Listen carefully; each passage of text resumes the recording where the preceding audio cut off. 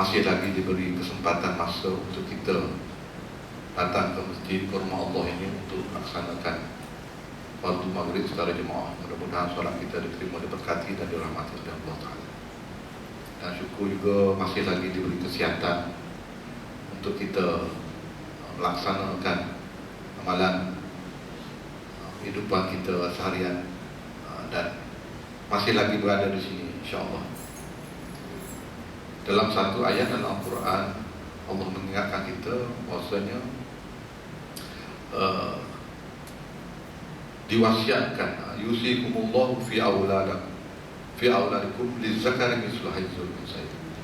Difardukan, ditentukan, ditetapkan ke atas kamu bagi anak lelaki dua bahagian yang disebahkan dengan anak perempuan.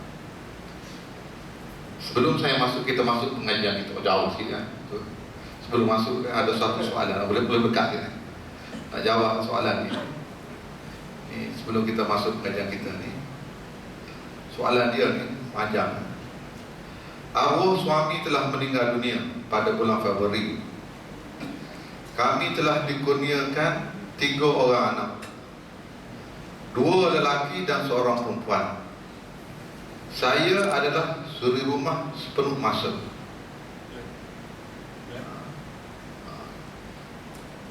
Arwah suami meninggalkan beberapa harta termasuk wang caruman KWSP. Apa yang menyedihkan saya, ibu bapa mertua mengeluarkan semua wang dengan alasan saya dan anak-anak saya tidak menerima wang KWSP tersebut. Ini kerana arwah suami telah menamakan ibunya sebagai penama terhadap caruman. Saya ingin tahulah hak saya dan anak-anak terhadap wang tersebut, wang KWSP tersebut. Ini sebenarnya saya rasa saya dah cerita setiap kali kan. Mungkin tak ada kesempatan masa pada waktu tu, tak dengar. Tak apalah, apa pun kita jawab juga kan, supaya dapat kita memberi manfaat kepada orang lain. Alhamdulillah, bertanya tu bagus dah.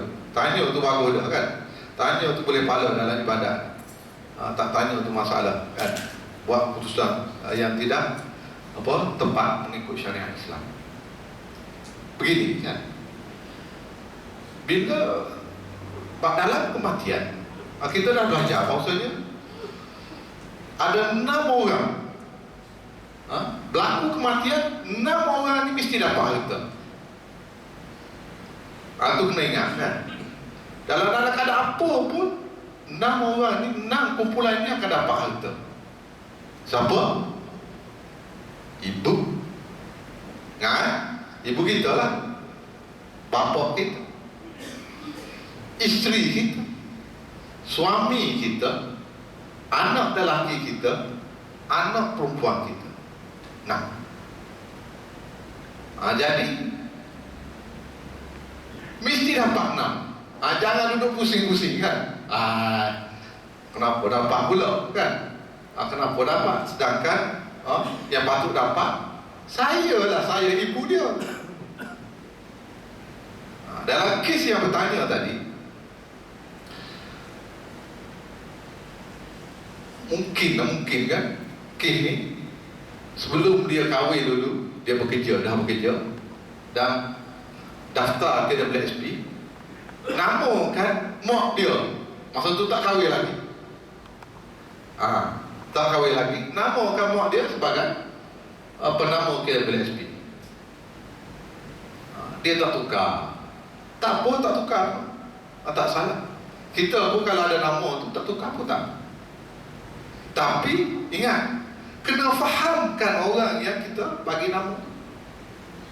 Kalau tak faham, menimbulkan musibah. Pasal apa? Dia ingat hak dia. Okay? Jadi bagi isteri, kena ingat kan, awak perempuan, dalam keadaan apa pun mesti dapat harta suami. As-sumun paling kurang 1/8. Paling kurang umur. Kalau suami yang meninggal tak ada anak, apa ni ada anak 1/8, dan kalau tak ada anak rubuh 1/4. Kadar ini bukan manusia yang tetap, Allah yang tetapkan dalam Al-Quran. Jadi janganlah kita pandang-pandang Iman boleh dapat 1/8, 1/4. Ini bukan kerja kita, bukan kerja hamba. Ini kerja yang Maha Kuasa, yang mencipta kita. Dan bagi isteri, kena ingat juga kan, dah masuk dah topik ni sikit ni. Bila berlaku, bukan saja hak isteri ni, kematian suami itu, dan bila mati itu dia mesti dapat. Bahkan kalau bercerai pun masih lagi dapat, sekiranya dalam tempoh edah roj'i, edah yang boleh dirujuk lagi, masih dapat. Contohnya Aminah dengan Ali telah bercerai. Bila cerai? Sebulan bercerai. Duduk sebulan, Ali meninggal dunia. Kenapa meninggal dunia? Mati beragam kan? Dah lama hidup 20 tahun dengan bini dia, tengok bercerai. Tak boleh terima. Pusing sana pusing sini, mati beragam kan? Lepas tu bila nak bagi pusaka, Ali itu ada.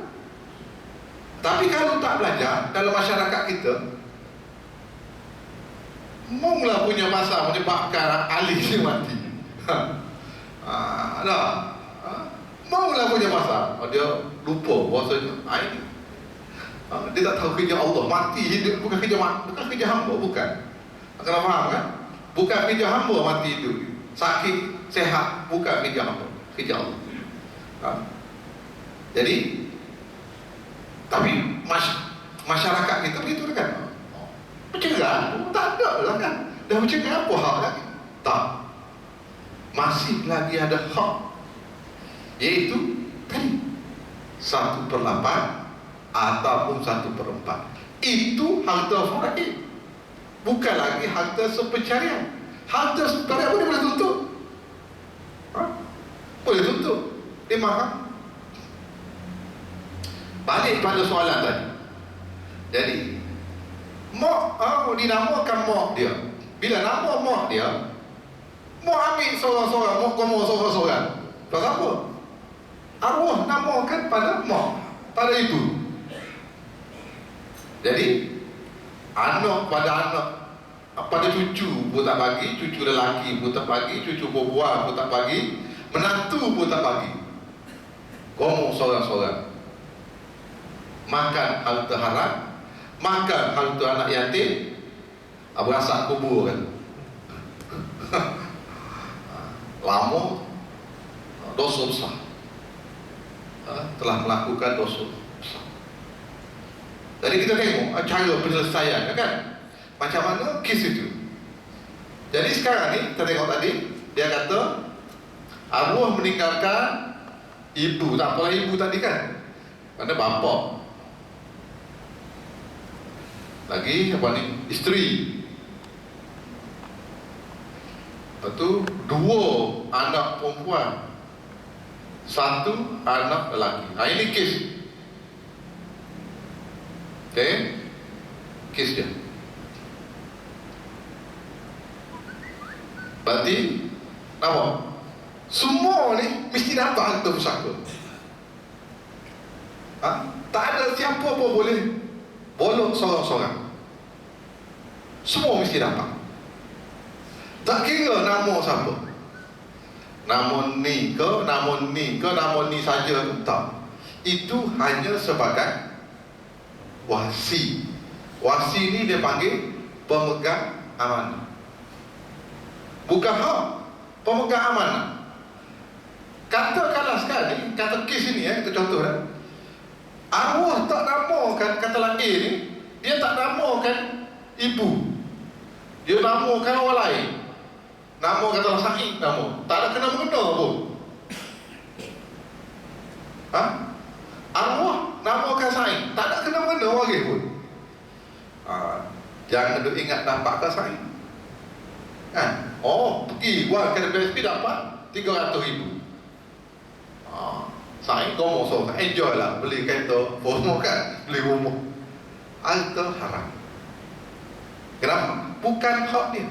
Dia hanya sebagai wasi. Wasi ni pemegang amanah, bukan pemilik, bukan hak dia. Jadi kalau Sa'id ni, dia kena ambil duit ni, bagi kepada, kena bagi ke Faragi. Tapi tak begitu berlaku dalam masyarakat kita. Tak begitu. Kenapa tak begitu? Tak tahu. Kenapa tak tahu? Memang tak tahu. Orang kata jahil. Pergi tanya lawyer, cek dapat. Tuan, saya dapat cek daripada KSP. Nama saya. Nama tuan? Nama tuan. Pergi tanya Tok Imam, cek mana? Cek. Nama Muhammad kan?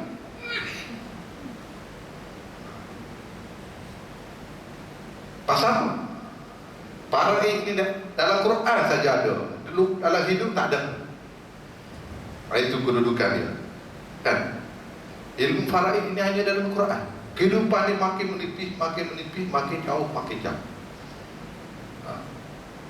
Sebab itu dalam hadis Rasulullah SAW kata, dua perkara yang antara perkara yang mula-mula diangkat oleh Allah, ilmu faraid, yang mula-mula dihilangkan dalam masyarakat, dalam kehidupan Muslim, ilmu yang mula-mula hilang. Walaupun hadis itu sebut lama, hadis itu masyhur kan, semua kita hadis ada. Hilang. Dulu kalau sekolah Arab belajar faraid, Muhammadi, Maha Johor, sekolah rendah lagi belajar. Kalau Johor belajar faraid. Muhammad di zaman dulu belajar.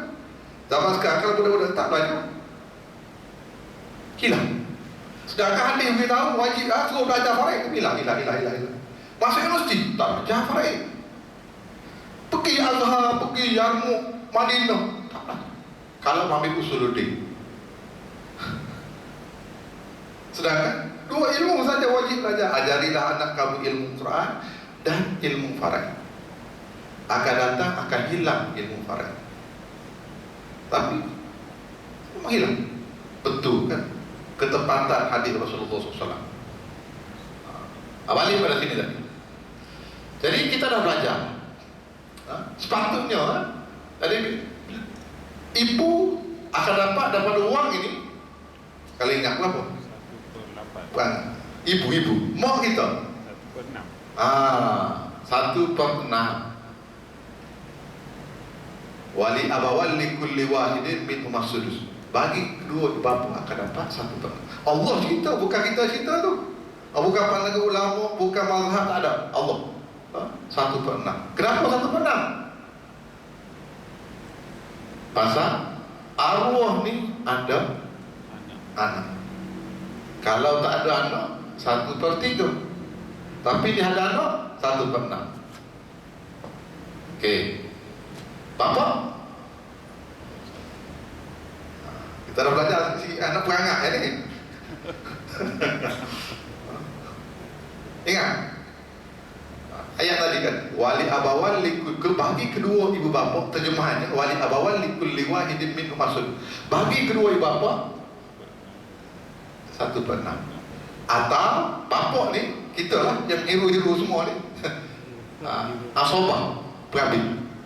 Tengok kes bapa atau pernah paling kuat ataupun asobah. Saya akan jelaskan nanti. Isteri 1/8.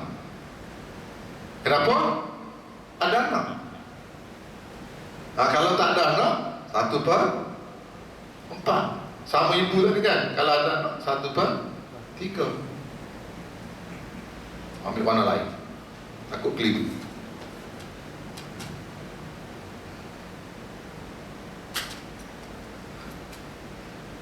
Satu per tiga, ini 1/4. Bapa asobah boleh berambil 100% boleh. Bapa. Kalau tak ada orang lain, dia ngomong 100%. Saya akan jelaskan lepas ni. Lepas tu, 2 anak perempuan dan 1 anak lelaki. Dia panggil asobah. Bil ghaib, asobah ma'al ghaib, bil ghaib. Semua ni asobah, berambil. Balance. Jadi bagi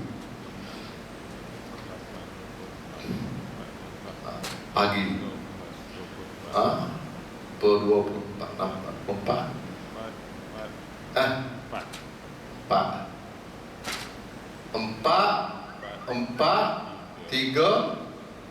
13. Dah, 4 8 campur 3 11 campur 13 24. Ini dia panggil asal masalah kita. Lepas ni, lepas kita habis buku tu, kita akan masuk, kita akan belajar. Dia panggil tasheh, asal masalah. Tak belajar lagi ni, tak apa, kan? Jadi sepatutnya daripada harta ni akan dipecahkan, akan bagi 24.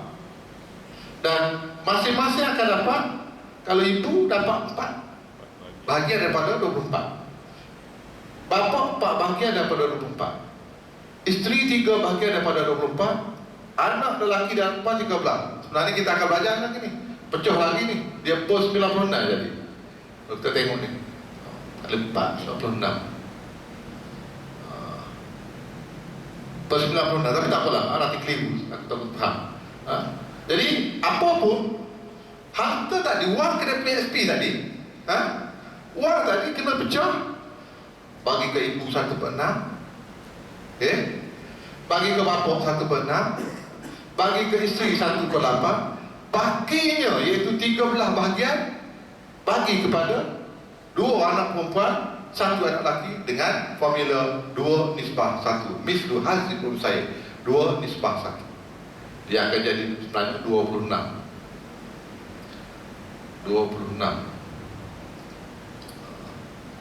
Ini akan jadi 13. Ini masing-masing kan 13. Ini akan jadi 13, ini 26. 4 kali 3, ini 12 saja. 4, ini bukan. Ini 16. Ini 16 kali 3, ini 12. Gitulah. Kalau pergi keluar CJ Faraid nanti, kita pergi ke pejabat tanah bahagian pusaka kecil, dia akan jadi macam ni. Mari mana pula 96 ni? Harta ni akan dipecah pada 96. Ibu dapat 16 bahagian, ni 16, ni 12, 26. Apa ni 20, lelaki 26, 26 dibagi 2 pula. 13. Ni perempuan 13, ni 13. Jadi maksudnya di sini, dalam kes macam ni, ibu tadi tak boleh ambil kat dia, kan? Dia kena ambil 1/6 saja daripada bahagian ini. Jadi kalau ambil juga, pasal apa? Nama dia, kan? Dia ambil juga, pergi tanya orang tu, pergi tanya orang ni, nama dia, cek nama dia, ambil ke dia. Sah ke tak? Sah dari sudut mahkamah dunia. Sah. Dia tak nak bagi, boleh? Kalau rasa-rasa tak nak mati, boleh, kan? Tapi kalau rasa lepas tu nak pergi ke kubur, jangan buat. Sebab itu kita pun bila bergaduh kan apa-apa semua harta pusaka, fikir nak mati, tak guna. Tak guna. Dia dalam berebut harta pusaka ni, macam fikir macam ni, kan, banyak dosa besar dia buat. Banyak dosa besar dilakukan. Antaranya makan harta anak yatim. Yang kedua, putus silaturahim, haram juga. Maka harta yatim haram juga. Tiga, salah satu derhaka kepada ibu bapa, tapi sebalik, menzalimi, haram juga. Semua benda haram. Jadi berlaku permusuhan macam tu kan. Dengan menantu berlaku permusuhan, dengan anak mengawan apa, cucu berlaku permusuhan, bergaduh dengan cucu, rebut harta pusaka. Sedangkan tak seberapa je nilai, tapi bergaduh. Kenapa? Hak aku, nama aku. Tak, ingat kan, dalam sistem undang-undang sekarang ni memang bila nama tu memang hak dia, tapi dari segi hukum tak. Hukum perlu dibahagikan mengikut ilmu faraid. Kita tak boleh guna kerah, apa kata kerah king, orang Kelantan kan. Oh, kerah kita tak boleh. Ni nama aku lah. Tak boleh. Termasuk yang tadi, yang Said tak kena-mengena tu, dia boleh ambil kan maksudnya, pergi ke senyap, tak apa, no problem, ambil maksudnya, tak nak buat tu. Hilang tu, cari tak jumpa, minta tak bagi, boleh, tak salah dari segi hukum dunia, pasal nama dia. Tapi hukum Allah tak lepas kan, hukum Allah tak lepas. Apalagi malangnya kalau dia bagi makan kepada anak-anak dia, sangat malang lah. Sangat malang. Sebab itu dalam bab faraid kena jaga betul-betul. Tak boleh silap, tak boleh kita melakukan penyelewengan dan sebagainya yang mana kita rasa kita betul. Sebenarnya dari undang-undang betul nama dia, tapi bukan. Itu dipanggil wasi. Penama dan penama hanya bertanggungjawab untuk mengagihkan harta pusaka.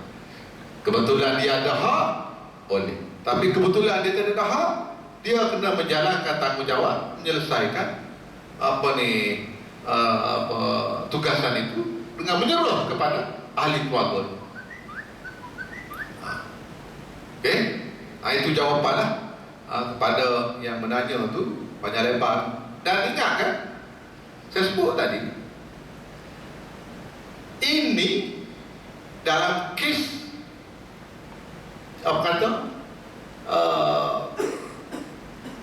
pusaka yang mana tak ada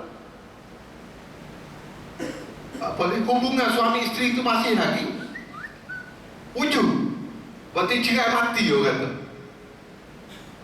Kalau cerai hidup pun dapat sekiranya dalam tempoh edah, sebulan, 2 bulan masih lagi dapat.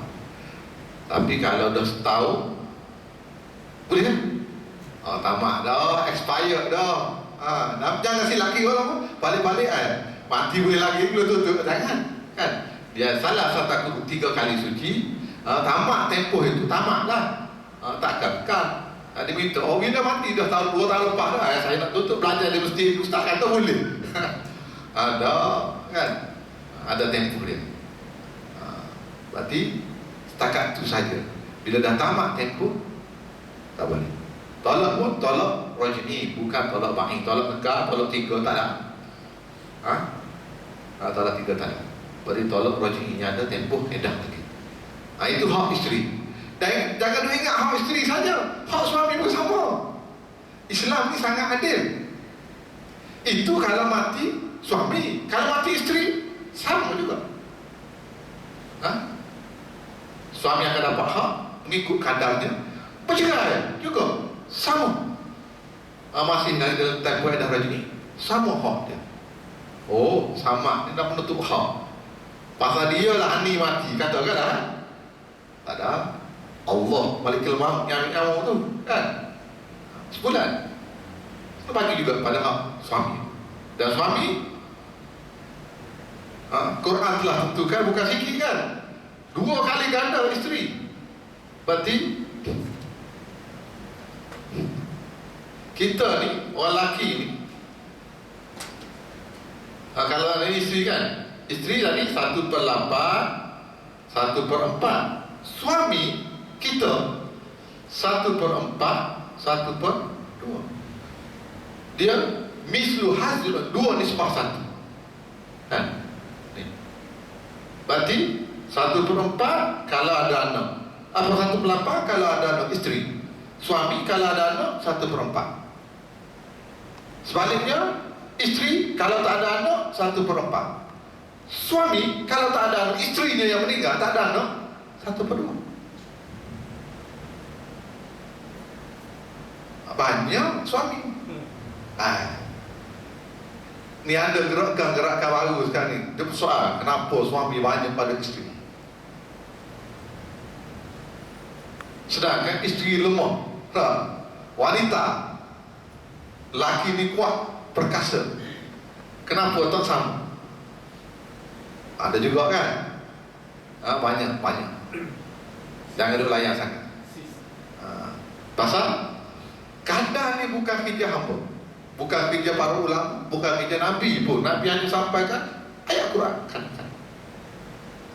Tapi kena ingat satu perkara. Betul macam ni kan, isteri ya, orang perempuan dapat 1/8 kalau ada anak, atau 1/4. Suami kalau tak ada anak 1/2. Banyaknya. Ini apa, kalau ada anak 1/4. Macam tak aci. Jangan ingat begitu. Pasal apa? Para ini dua perkara kena tahu. Hak. Ini hak. Atau pernah betul ini hak. Satu lagi yang orang perempuan tidak ada, tidak dibebankan, tanggungjawab.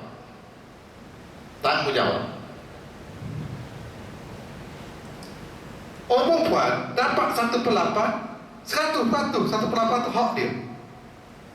Tak kait dengan orang lain langsung. 1/4 dapat. Orang kata solid, hak dia 1/4. Ini hero ni. Dia dapat hak 1/4. Tapi arwah ada 10 anak ke 3 anak. Tak ada. Kan? Dia di suami orang lelaki ni walaupun banyak, tetapi dia dibebani dengan tanggungjawab. Dan bila dibeban dengan tanggungjawab, dan ingat kan, tanggungjawab orang lelaki ni bukan tanggungjawab kepada mak, bapa, anak, bukan itu saja. Tanggungjawab kita, kalau kita belajar faraid, lebih daripada itu. Apa lagi? Tanggungjawab kepada saudara mara.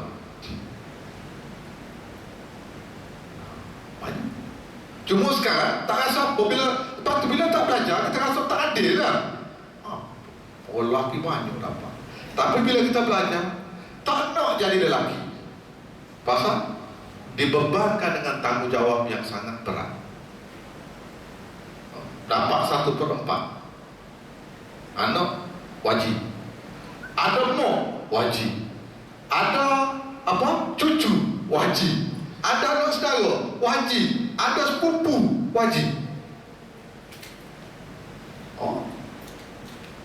Sebab itu kan, kita ni bila nak mati, kan, tak mati lagi tak, bila nak mati Allah cerita. Ini bukan kata daripada mulut manusia, daripada Al-Quran. Bila nak mati, satu saja permintaan manusia, satu saja. Dan cerita ni mesti betul, pasal kalamullah, daripada Allah, bukan daripada mulut manusia.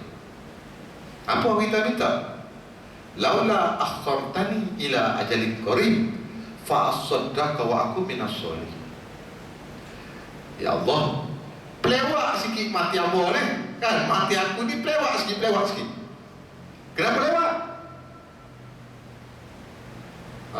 Fa asaddaqa wa aku minas sholihin, supaya aku dapat lakukan sedekah. Maksudnya kita semua bila nak mati, kita akan minta lewat pasal apa? Bukan nak solat, bukan nak puasa, bukan nak zikir, bukan nak baca buku, bukan nak baca kitab, bukan nak minta maaf, hubungan silaturahim, bukan nak pergi ziarah, bukan. Ha? Nak sambung tu, nak hafal. Permintaan terakhir yang Allah rakamkan dalam Al-Quran supaya kita jadi ingatan kita, fa'asaddaqa wa akun minas sholihin, supaya aku dapat tunaikan sedekah dan mudah-mudahan aku termasuk dalam kumpulan orang-orang yang soleh. Apa sedekah?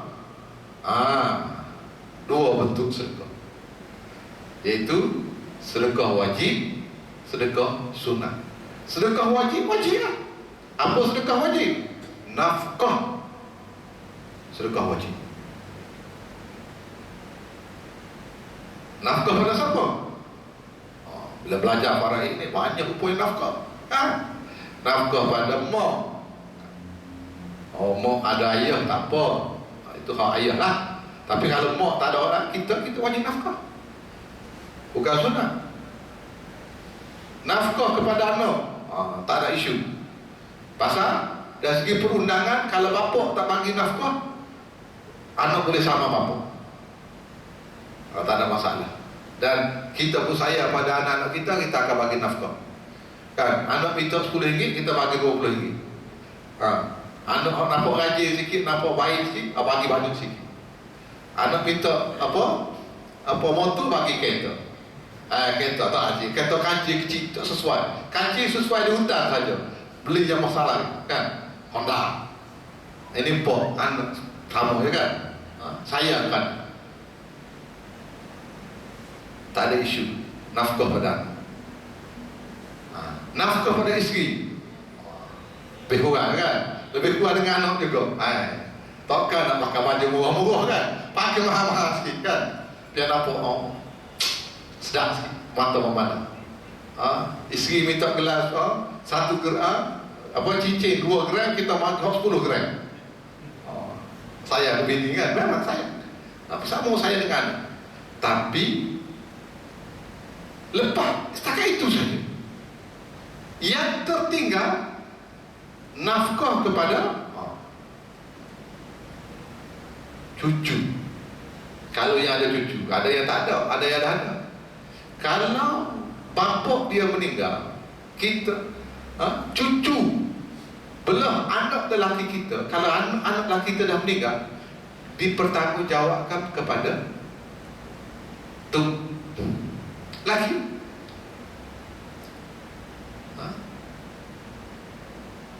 Adik kita, adik perempuan kita, ayah dah meninggal, ada adik, bukan orang lain tangguh, abang, yang lelaki tu, adik-beradik. Dan bukan sunat kalau perempuan. Kalau anak kita bagi 300 bulan, adik kita pun lebih kurang sama. Adik tak ada. Yang ada ni siapa? Anak saudara. Abang kita meninggal dunia, anak abang kita, anak abang kita kita akan menjadi wali. Jadi belah adik-beradik lelaki kita akan jadi wali, yang lelaki.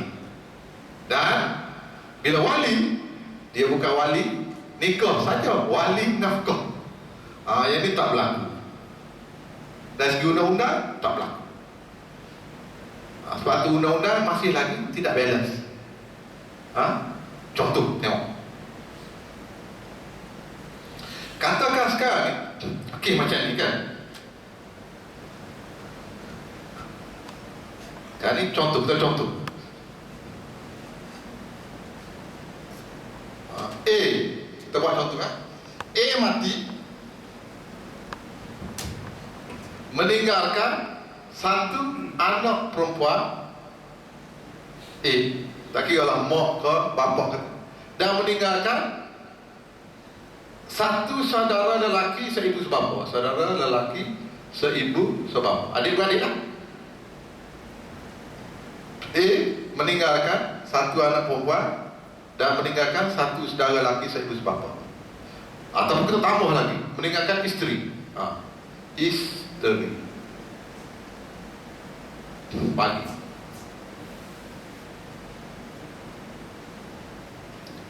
Anak perempuan 1/2. Isteri 1/8. Ini jadi asobah.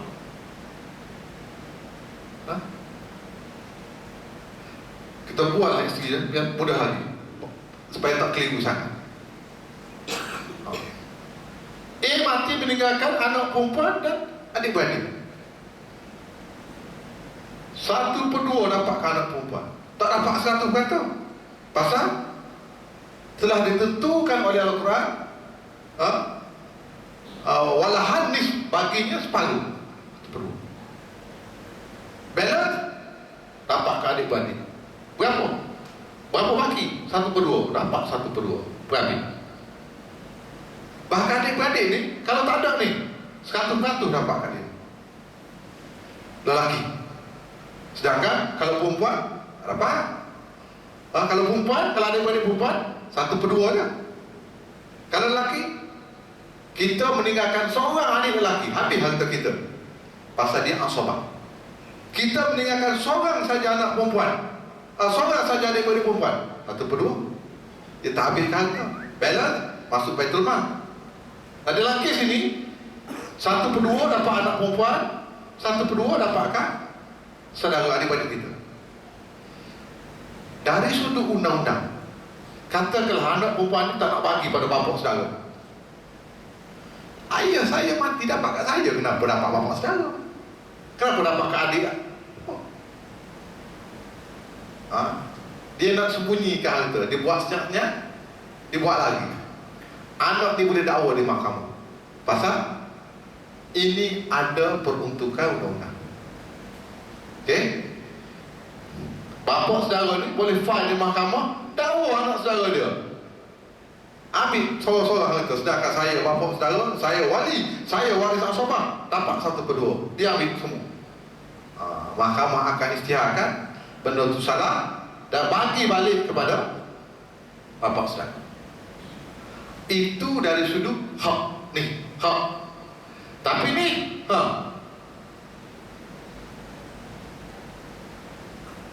kita katakanlah sekarang miskin.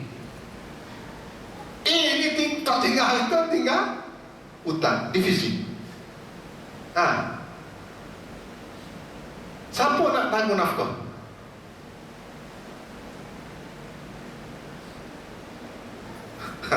Siapa? Pergi hantar rumah kebajikan. Haram. Pasal ni dan dia kemampuan, mampu, sehat, apa semua. Wajib jaga anak saudara ni, bukan sunat. Wajib.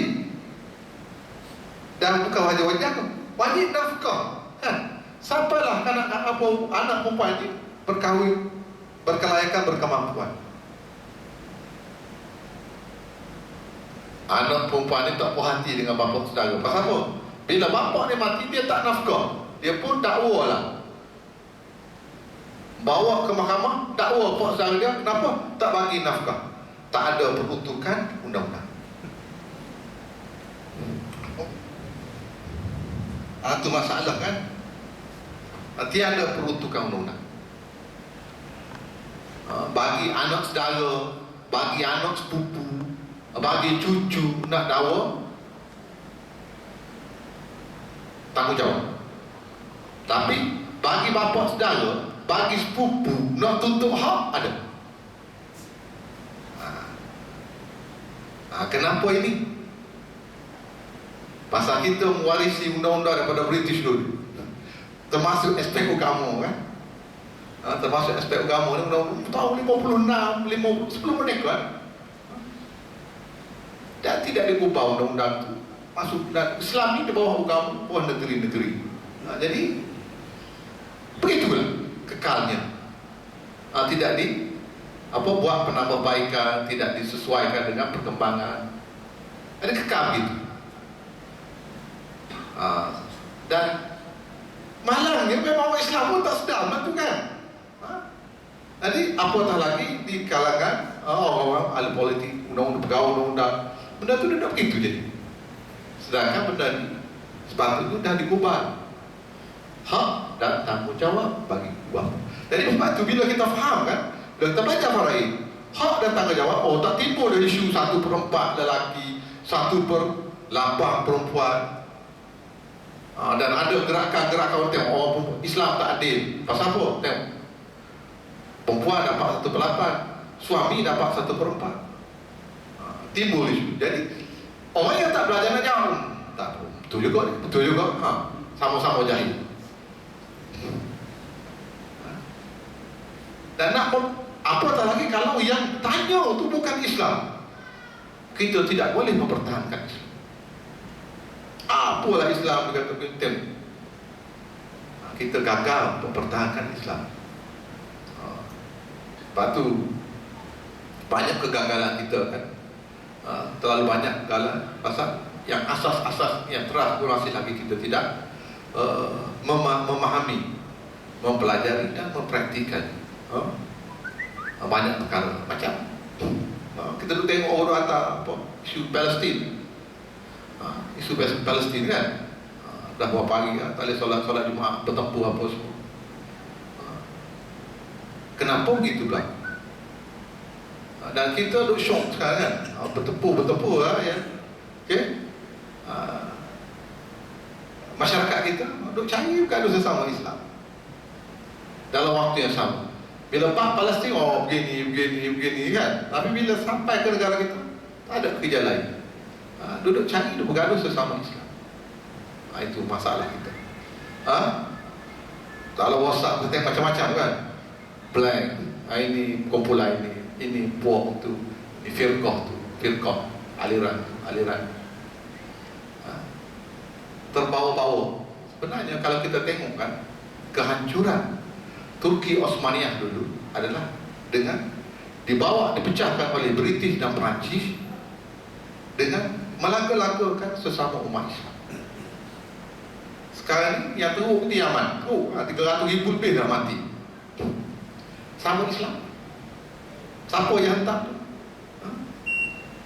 Teruk. Sedangkan di Palestin.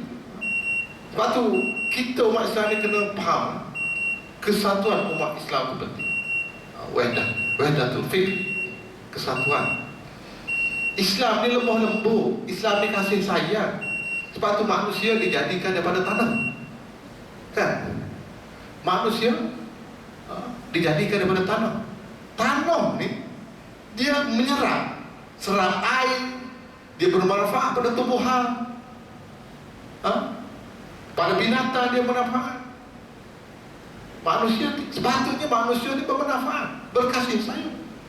Tapi manusia telah mengambil sifat api. Hujah syaitan. Kalau tahu minti, kalau tadi minta. Kenapa tak saya sembah? Kamu tak boleh tunduk pada Adam. Allah perintah syaitan tunduk pada Adam. Dia jadi pada tanah, aku daripada api. Logik Iblis pada waktu itu dalam syurga tu kan, logik dia pada waktu itu, tanah dengan api lebih bau logiknya. Sebab tu penggunaan akal sangat tidak boleh kan? Tidak boleh kita sewenang-wenang. Pasal makhluk Allah yang pertama menggunakan logik ialah Iblis dalam syurga. Aku jadi pada api, dia jadi pada tanah. Kenapa nak suruh? Nah, bila tengok, rupanya tanah ni lebih mulia. Tanah ni memberi manfaat. Tapi malahnya manusia kita sekarang tak nak jadi macam tanah, tak nak berkasih sayang, nak berpecah belah, nak kutuk mengutuk, disemai sifat kebencian, baghdha bainahum, permusuhan di kalangan musuh sesama Islam. Sekarang musuh sesama Islam, puak aliran macam-macam lah. Suka bermusuh. Kalau WhatsApp kata ini foto, ini aliran, ini. Sedangkan semua tu siapa? Asyhadu an la ilaha illallah wa asyhadu anna Muhammadar Rasulullah. Mudah kan? Allah dan Rasul mudah. Tapi sekali tak jadi Rasul lah kan? Jadi foto. Ini bahaya kan? Patutnya kita kasih ruhama ubainahum, kasih sayang sesama. Asyidda walal kufar, kerah dengan orang kafir. Tapi tak ada dah, sesama Islam tak ada. Tak kasih sayang. Teori dia kasih sayang, amalan tak ada. Dari sudut perniagaan tak ada kasih. Hilang. Boleh kata teori. Bangga kan, kita bangga dengan apa? Oh dia ni, buat ni sekarang ni kan. Ini aliran yang pas maya macam mana? Pas maya macam tu. Cari benda-benda khilaf, tak payah. Tak payah. Kalau nak kita belajar kan, kita terima perbezaan. InsyaAllah kan. Terima dengan kasih sayang. Tapi ini tak ada, kasih sayang tak ada. Sekarang kebencian disemai. Dalam berbagai kehidupan, kebencianlah yang menyebabkan berlaku pecah umat Islam. Okey. Balik pada kita tadi kan. Jadi maksudnya di sini, kalau seseorang itu telah pun memberi nama, memberi nama, belum tentu menjadi hak dia. Terutama bila seorang bapa, mak, dipanggil anak dia, mak, ni, mai, bapa bagi nama tanah geran ni untuk hang pergi jaga bank buat modal. Jadi ceritanya bapa bagi pinjam geran tanah tu untuk buat cagaran bank pasal nak nego nak tolong anak. Tengok bila bapa meninggal dunia, mak tadi ini bapa berhidup kan, tak nak bagi dah kepada adik-beradik. Kenapa? Memang nama dia di geran tanah, bawa mahkamah mana pun nama dia. Pasal tertulis di geran tanah tu nama dia, betul. Dari segi hukumnya, dari segi adatnya memang hak dia. Tapi dia tahu bahasanya waktu tu bapa dia pesan untuk jaga di bank sana, bukan bagi. Ini kisahnya sama dengan orang kita beli tadi, makan harta haram. Makan harta haram, berkekalalah benda itu. Kita di dalam keadaan memakan harta haram. Maka harta haram ini besar musibah. Pada kita, cendawa daging, pada anak cucu kita, daun daging. Sebab tu payah nak menerima kebenaran, payah nak mewujudkan kasih sayang, payah nak mewujudkan pasal banyak harta haram yang dimakan. Kita kata benda ni bodoh saja, tapi payah nak terima kebenaran. Payah nak praktikkan Al-Quran. Pasal sayur darah tu dah tersumpah benda-benda yang kotor. Sedangkan dia tak ada niat pun, tapi dah termakan proses-proses. Sebab itu ingatkan, nama dalam apa keadaan pun, kalau dia merupakan amanah, kita tidak boleh samakan dengan hak. Oleh itu, kalau kita lah betul lah bapa bagi kita nama tu dan untuk jaga adik-adik, kena tunailah amanah tu. Jangan ambil sorang-sorang bagi. Ini banyak sangat kan, dapat dulu sampai sekarang benda tak selesai. Kadang-kadang guna untuk tu, guna untuk tu, bagi nama tu sementara saja, tapi bila berlaku kematian terus. Okay? Jadi rasanya takat tu ada program ni kan. Ada soalan tak? Tak tanya. Kalau ada soalan tanya. Jangan keliru.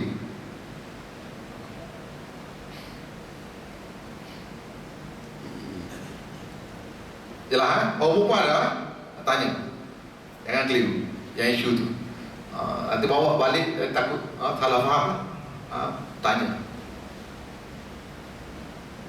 Tak? Ustaz, yang tadi tu yang apa, yang tadi kan. Okey. Yang contoh yang tadi itu yang bila hak memandangnya tempat saudara tadi tu, Okey. dia boleh kan, tapi dari segi tanggungjawab dia tu macam dah macam tak ada lah ke dalam undang-undang tu kan. Tak ada. Tak ada kan. Tanggungjawabnya ada di sudut bapa dengan tuk. Tuk pun tak ada sebenarnya bapa. Maknanya pejabat agama dia orang tak ni. Sebab benda ni kalau dari segi alawiyat kan, maknanya dia ni dari segi alas keadaan sekarang lah kan. Kalau FIFA alawiyat tu dia lebih kepada hidup yang kita. Iya, betul. Macam mana? Memang. Tengok kan. Ini saya cerita sikit saja lagi tu. Nanti kita belajar, kita akan banyak lagi nampak yang pelik. Sekarang ni kata A meninggal dunia, meninggalkan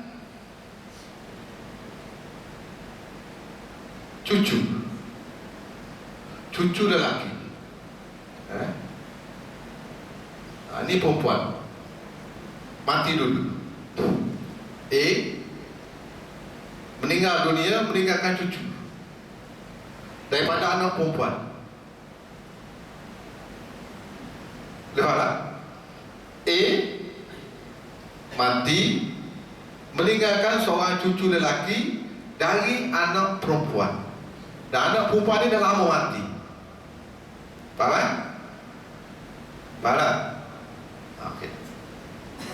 Ni cucu ni kosong ni, tak dapat apa-apa.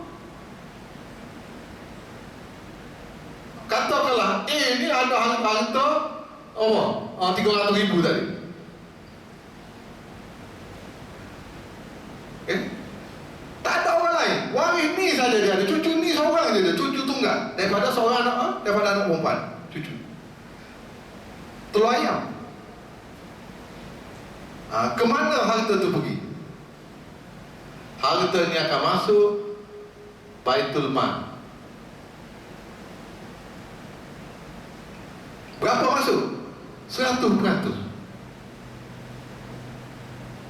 Sekarang undang-undang.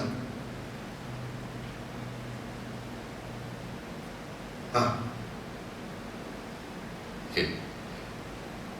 Cucu ni kecil, siapa nak jaga?